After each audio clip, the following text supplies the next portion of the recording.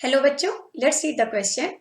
A box contains 5 red marbles, 8 white marbles and 4 green marbles.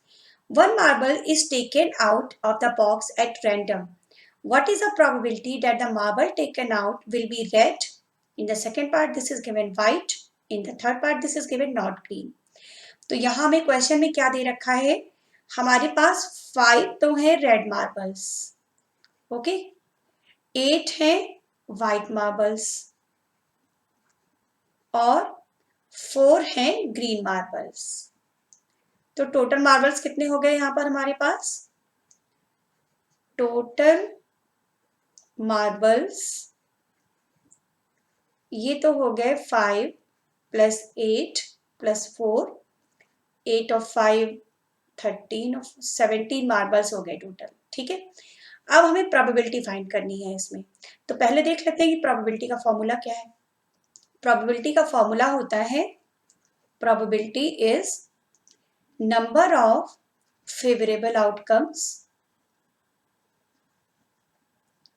Number of favourable outcomes. कोई भी event है हमारे पास तो हमारे फेवर में कितने आउटकम्स हैं, हमारे फेवर में कितनी तरीके से वो चीज हो सकती है, ओके, अपॉन टोटल आउटकम्स, वो इवेंट टोटल कितनी तरह से हो सकती है। तो हमारे इस क्वेश्चन में इवेंट का क्या मतलब हुआ, हमारे इस क्वेश्चन में इवेंट का मतलब हुआ मार्बल में से कोई एक मार्बल को चूज करना। ओके, अब आ जाते हैं फर्स्ट पार्ट पे।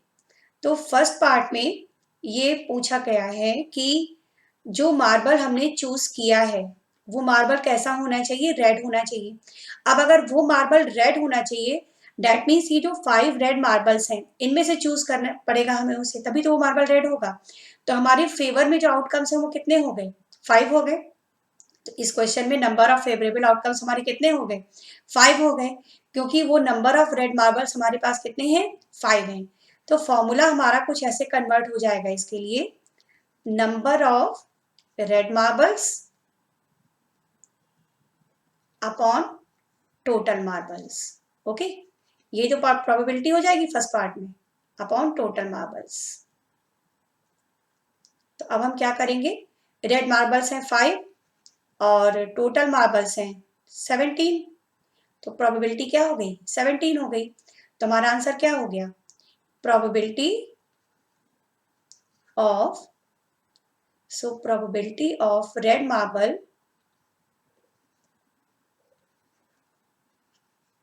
Equal to 5/17। ओके, अब सेकेंड पार्ट में बोला है कि मार्बल कैसा होना चाहिए, व्हाइट होना चाहिए।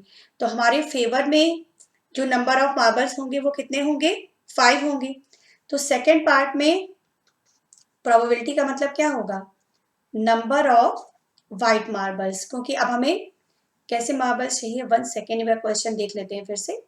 व्हाइट मार्बल चाहिए, व्हाइट मार्बल हमारे पास 8 है, व्हाइट मार्बल्स बच्चों 8 है ना। तो हमारे फेवर में कितने मार्बल होंगे, 8 होंगे। तो number of white marbles upon total marbles, ये हो जाएगा सेकेंड पार्ट, है ना। तो व्हाइट है हमारे पास 8 और टोटल है 17। तो हमारा आंसर हो जाएगा probability of white marbles equal to probability of white marbles equal to 8/17। अब आ जाते हैं थर्ड पार्ट पे। थर्ड पार्ट में क्या पूछा है, थर्ड पार्ट में पूछा है नॉट ग्रीन।